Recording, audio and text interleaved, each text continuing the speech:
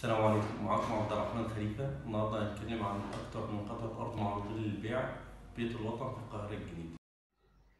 عندنا أرض في نرجس الجديدة، مرحلة تامنة، بتطل على جنينة، 1,700,000 أوفر، مدفوع فيها 67,000 دولار.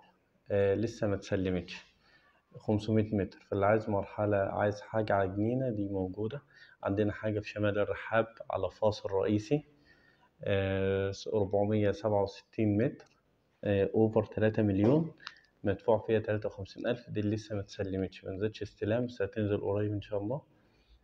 عندنا حاجة تانية في الحي الرابع، 620 متر، مدفوع مقدم بس، ودي فيها ميزة بتخلينا إحنا نقسط الباقي على 5 سنين. مطلوب فيها 3 مليون، استلامها خلال 3 شهور. 620 متر زي ما قلنا.